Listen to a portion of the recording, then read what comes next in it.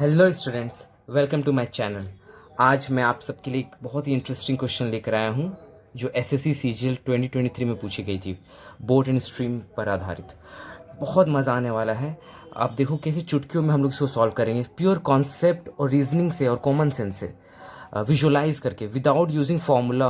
और कुछ मानने की ज़रूरत नहीं है, एक्स वाई जेड, और किसी को भी कुछ मानने की ज़रूरत नहीं, सिर्फ हम एज इट इज़ क्वेश्चन को सॉल्व करेंगे और बहुत मज़ा आने वाला है। तो चलिए शुरू करते हैं। तो उससे पहले क्या करेंगे हम लोग, ये 3 डॉट्स बना लेके, और ये क्या रिप्रेजेंट करता है, जो ये मिड वैल्यू है, ये मिड हमारा हो जाता है, ये बोट की एक्चुअल स्पीड होती है, ये एक्चुअल स्पीड, हाँ, स्टिल वाटर की, ठीक। और ये हो जाती है मेरी अपस्ट्रीम की स्पीड सबसे कम वाली, और सबसे ज़्यादा ऑब्वियसली बोट को जब मदद मिलेगी तो ये डाउन स्ट्रीम सबसे ज़्यादा वाली स्पीड हो जाएगी, और मिड वैल्यू एक्चुअल स्पीड होती है। ये अगर आप ये प्लेलिस्ट फॉलो कर रहे हो आपको सब कुछ पता होगा, ठीक है ना। तो मैं अब उसे रिपीट नहीं करना चाहता, आप डायरेक्टली अब सॉल्व करोगे। क्वेश्चन क्या कह रहा है, a boat running upstream takes 10 hours to cover a certain distance. हाँ, तो अपस्ट्रीम में 10 घंटे लग रहे हैं, ठीक है। तो आप ऐसे भी सोच सकते हो कि आगे क्वेश्चन में क्या कहेगा, क्या डाउन स्ट्रीम की जब समय लगेगा वो कम लगेगा कि ज़्यादा लगेगा? कम लगेगा ना, क्योंकि डाउन स्ट्रीम में स्पीड ज़्यादा होगी बोट की, तो कम टाइम लगेगा। तो देखिए हम लोग क्वेश्चन को प्रिडिक्ट कर ले रहे हैं कि आगे क्या होगा। तो उसके बाद क्या बोल रहा है, while it takes 7 hours to cover the same distance downstream. Obviously downstream में स्पीड ज़्यादा होगी तो टाइम कम लगेगा इसके मुकाबले, अपस्ट्रीम के मुकाबले 7 घंटे हो गए। तो अब पूछ रहा है व्हाट इज़ द रेशियो। तो अब जो भी पूछा गया, अब हम यहाँ पे इससे क्या क्या कंक्लूड कर सकते हैं, ये हमारा टाइम का दिया हुआ है, ठीक है। और डिस्टेंस तो कांस्टेंट रहने वाला है, डिस्टेंस नहीं बदलेगा, तो स्पीड का क्या हो जाएगा, इन्वर्सली प्रोपोर्शनल होता है ना।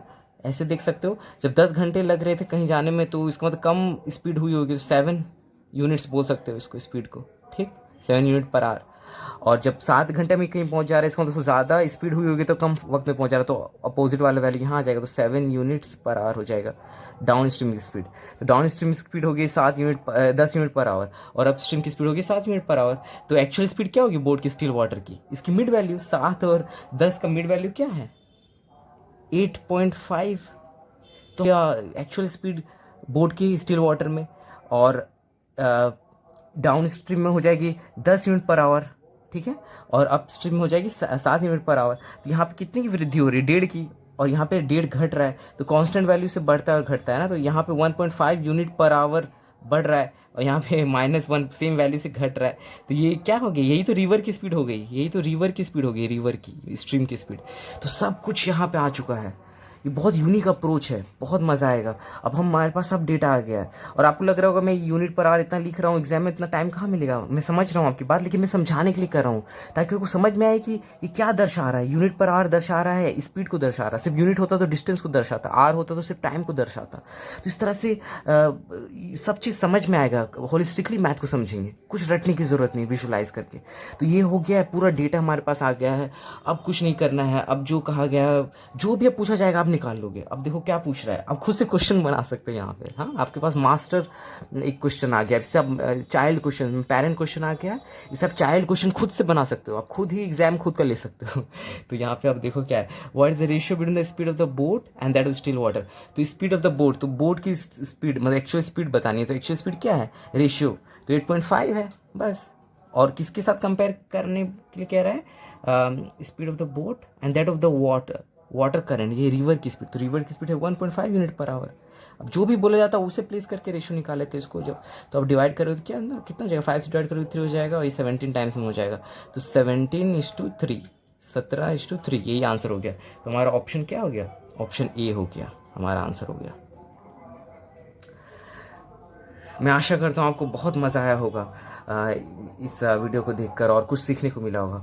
और अगर अभी तक आप बने हुए इस वीडियो पे तो प्लीज़ लाइक, सब्सक्राइब, शेयर और फीडबैक कमेंट करिए। अपने आंसर्स कमेंट सेक्शन में दीजिए, अपने सॉल्यूशंस भेजिए, मैं भी उसे रिव्यू करूँगा, मैं भी आपसे सीखूँगा, आप भी मुझसे कुछ सीखोगे। इस तरह से कंटिन्यूस लर्निंग होती रहेगी। चलिए बढ़ते हैं आज के अगले सवाल की तरफ। ये रहा आज का दूसरा सवाल जो एसएससी सीपीओ 2020 में पूछी गई थी। तो क्वेश्चन पढ़ने से पहले हम ये अपना माइंड मैप कर लेंगे, राइट, विजुलाइज करके चीज़ों को सॉल्व भी कर लेंगे यहीं पे, राइट। अब ये हो गया, अब लिख दो अप, डाउन, और ये हो गया मिड। ऐसे मिड मतलब ये स्टिल वाटर की एक्चुअल स्पीड, स्टिल वाटर में एक्चुअल स्पीड, ठीक है, एक्चुअल स्पीड बोट की, बस। अब जो बोला जाएगा आप करोगे। The speed of a boat in still water is 15 kilometre per hour. तो हमें दे दिया है राइट, यहाँ 15 किलोमीटर पर आवर, ये हो गया हमारा 15 किलोमीटर पर आवर दे दिया है एक्चुअल स्पीड। हाँ, स्टिल वाटर की एक्चुअल स्पीड हमें दे दी गई है। उसके बाद बोल रहा है and the speed of the current भी दे दिया है, तो करेंट का दे दिया तो 5 किलोमीटर पर आवर। तो इसमें 5 किलोमीटर की वृद्धि हो जाएगी और इसमें 5 किलोमीटर माइनस हो जाएगी। तो डाउन स्ट्रीम की स्पीड इससे ज़्यादा होगी एक्चुअल से, तो कितनी हो जाएगी ज़्यादा, 15 पे 5 जोड़ोगे तो 20 किलोमीटर पर आवर।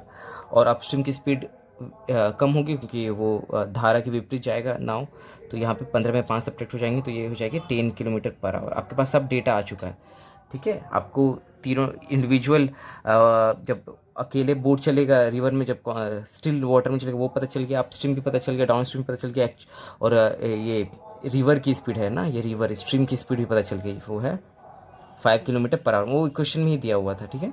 तो ये हमें सब कुछ दिया हुआ है। अब जो बोला जा रहा है वो कर दो। So, in how much time will the boat travel a distance 60 kilometre upstream and the same distance downstream. तो 60 किलोमीटर अपस्ट्रीम भी गया और 60 किलोमीटर डाउनस्ट्रीम भी गया, मतलब गया और वापस आया।